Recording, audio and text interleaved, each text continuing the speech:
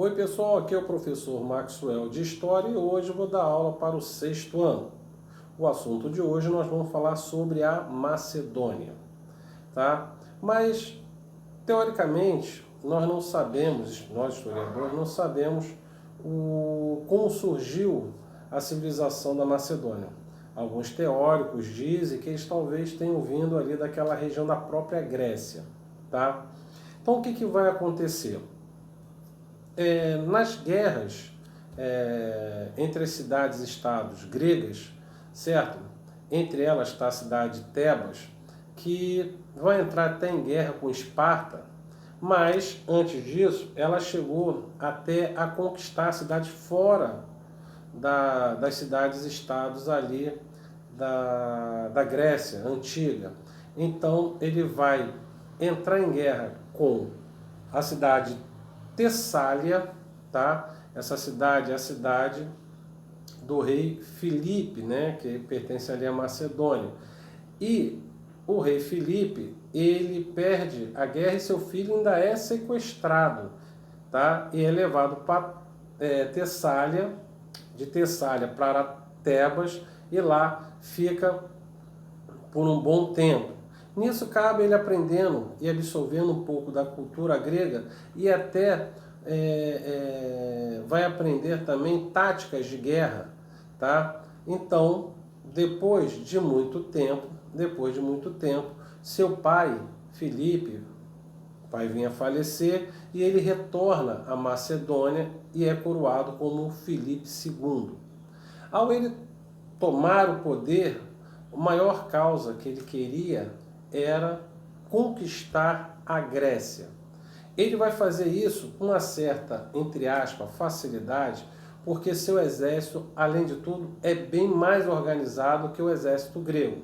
E outra coisa, como estava em plena guerra peloponesa, tá? A guerra peloponesa, não sei se vocês lembram, quando a gente falou da Grécia, foi a guerra entre as cidades-estados, tá? Essas cidades-estados, para conquistar o poder, isso na Grécia, vão lutar entre si, principalmente Atenas e Esparta, tá? Esparta, né, não aceita mais ordens de Atenas, e assim estoura essa guerra civil, e quando rola essa guerra civil, a Grécia vai acabar se enfraquecendo. E aí, Filipe II vai aproveitar isso e vai entrar em guerra com a Grécia e vai vencer, porque o seu exército está bem mais organizado. E quando ele ganha essa guerra, certo? Ele, por exemplo, pega como escravo, porque Filipe, ele vai ser um rei que vai conquistar as cidades, mas ele é o seguinte: se você vier na boa, né, na conquista na boa, se for na guerra na boa, ele vai dividir os méritos com os seus soldados, certo? Mas ele vai tentar tratar assim muito bem os cidadãos dessa cidade que ele conquista. Tem aquelas conquistas também através da diplomacia, na qual ele consegue convencer, sem derramar nenhuma gota de sangue, consegue conquistar essas cidades. Aí Filipe II, ele, por exemplo, vai pegar como escravo o filósofo Aristóteles, que vai, por exemplo, vai educar o seu filho, Alexandre. Então, Filipe II, outra coisa que ele vai fazer e exigir dessas cidades conquistadas é fazer estradas, exigir que eles plantem mais, né, produzam mais alimentos e tratam os cidadãos muito bem.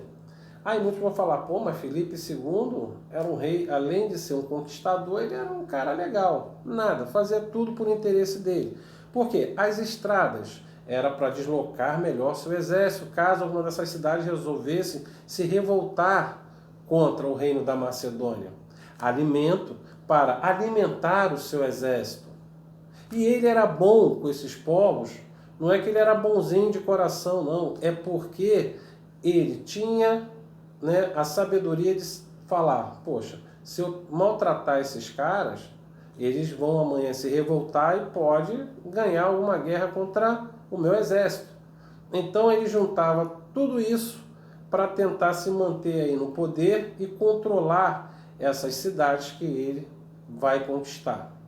Filipe II, com o tempo, ele vai ser assassinado, tá? Mas antes da gente contar, ele vai ser assassinado. Eu ia falar, antes de contar essa história da morte de Filipe II, porque aí quem vai substituí-lo vai ser seu filho, Alexandre, que vai ser coroado como Alexandre III, tá? Ou vai ser depois conhecido como Alexandre o Grande. Alexandre, por exemplo, quando era garoto, seu pai tinha um cavalo muito selvagem e gostava muito desse cavalo, queria domar esse cavalo.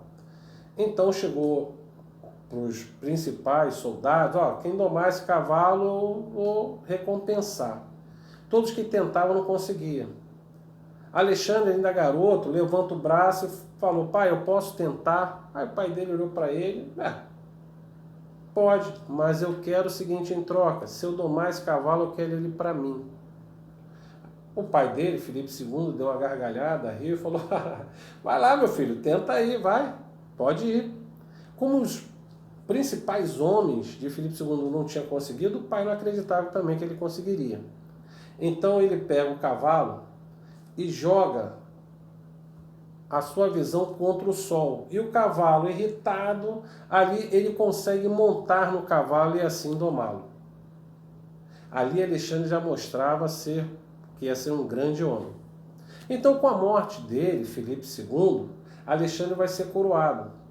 E outra, ele ama a Grécia e toda a cultura grega, porque ele foi educado por Aristóteles, tá? Tanto é que ele andava com um livro sobre a história da Grécia Antiga, sempre andava com ele, que Aristóteles ensinou a ele, o livro contando as guerras, né? Guerra de Troia, a viagem de Ulisses.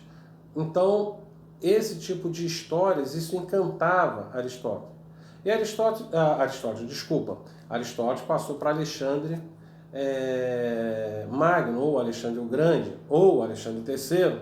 Então vai passar todo esse conhecimento da cultura grega e ele vai absorver essa cultura. Então o que vai acontecer? Alexandre, ele já jovem, comanda o exército e já tem táticas de guerra, isso mais ou menos com 21, 22 anos, ele já começou a conquistar todas as civilizações ali do mundo antigo, ali do Oriente. Chegou até o norte da África. E todas as cidades que ele conquistava, ele fundava uma cidade com o seu nome, que se chamaria Alexandria. Tanto é que ele fundou para mais de 70 cidades com o seu nome. A única coisa que Alexandre, quando ele conquistava esses povos, ele não colocava a obrigação de aprender a sua cultura. Ele levava a cultura grega. Se alguém quisesse aprender, tudo bem, mas ele não obrigava esses povos a absorver essa cultura, tá? Então vai criar, tanto é que ele vai na cidade de Alexandria, no Egito, ele vai criar uma das maiores bibliotecas do mundo antigo. Então Alexandria vai ser uma cidade consideravelmente cultural. Então Alexandre, ele é um homem que gostava muito de beber, ia para as farras, se casou e teve um filho. E nisso que ele ia, tinha um general que acompanhava ele em todos os lugares. Tanto é que esse soldado, esse general, que num dia que ele estava bêbado, né? E ao discutir com Alexandre puxa a espada e mata esse general que era muito íntimo dele, muito amigo dele. E aí, ele morrendo, e no outro dia que ele viu o que ele tinha feito, ele chorou por vários dias. Tá? Alexandre era realmente um grande comandante. Era um homem que ele sabia conquistar, mas aí tinha esse problema. Tá? Se alguém contrariasse ele, era um problema que poderia estar arrumando. Aí Alexandre, pouco tempo depois, ele na sua barraca, ele foi dormir e de repente começou a ter uma febre muito alta e veio a falecer. Alexandre, ele morre sem saber o motivo da sua morte. Alguns teóricos dizem que ele deve ter tido alguma doença, ou se contaminar com alguma doença, uma infecção que ele deve ter tido, e ele veio a falecer de algum ferimento que ele teve em batalha. Outros dizem que ele realmente, outros historiadores que fazem a teoria, acham que ele foi envenenado. Tanto é que o seu reino deveria passar para o seu filho. Mas seu filho era muito jovem, era criança ainda, tá? E os generais que acompanhavam Alexandre, eles vão brigar entre eles para quem ia ficar no comando daquele império que Alexandre tinha criado. Os generais, eles resolvem entre eles e dividir esse reino entre eles. Nessa divisão que eles fazem, né, entre eles acabam criando novos reinos. E assim acaba o império de Alexandre.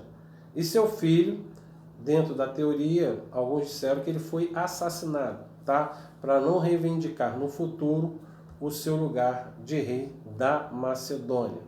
E assim termina as grandes conquistas de Alexandre.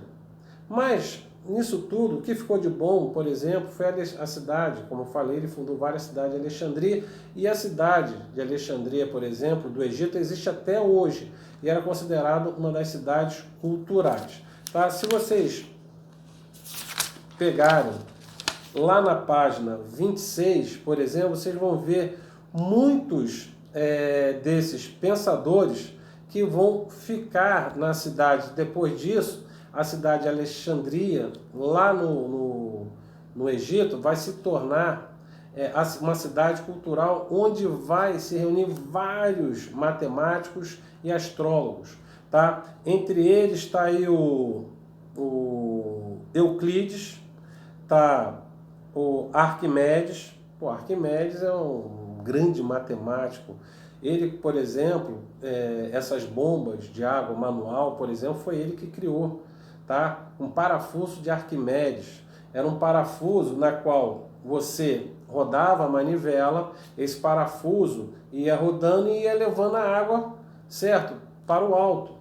Então era uma bomba. Então você rodava, esse parafuso jogava. Até poucos anos agora, né, eu cheguei a pegar uma bomba como essa, uma vez eu fui para a região dos lagos, tinha lá uma bomba que era manivela, e depois teve um problema na bomba lá, que tinha pouco ar, aí teve que abrir, e quando viu, vi um parafuso. Aquilo ficou na minha cabeça, pô, parafuso, né, aquele parafuso grande, não um parafuso pequenininho, parafuso grande para a água passar. Aí consertou, tirou o ar da bomba, e conforme a gente ia bombeando, o parafuso ia girando e jogava a água para fora da cisterna. Esse invento, pô, foi feito lá antes de Cristo por esse grande matemático Arquimedes. Tá? Aristóteles também vai para lá, né? O ex-professor de Alexandre também vai ficar como um grande filósofo, vai ensinar, vai dar aula nessa região. Também vai ter outros pensadores, como Ptolomeu, tá? Ele afirmou que a Terra estava no centro do universo. Ele vai se enganar. Na realidade, a Terra não está no centro do universo. E depois vem Teócrito. Ele era um poeta preocupado com a forma dos seus versos, porém, contrariamente ao que predominava na época, usava uma linguagem simples.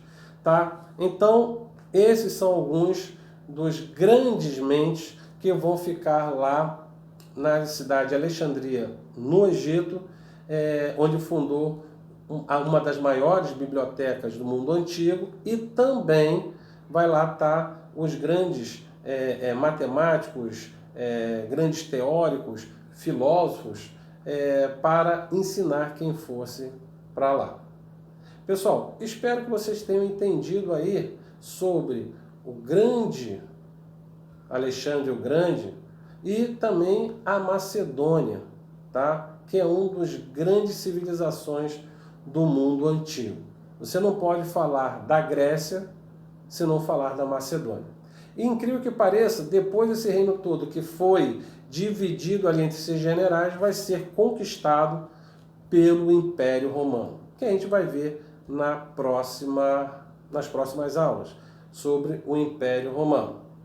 Pessoal, nós ficamos por aqui, tá? E até a próxima videoaula. Não esqueçam de fazer os exercícios desse capítulo, tá? E na próxima semana a gente vai corrigir esses exercícios aí com vocês, tá? Aqui pela nossa videoaula. Pessoal, um abraço e até a próxima videoaula.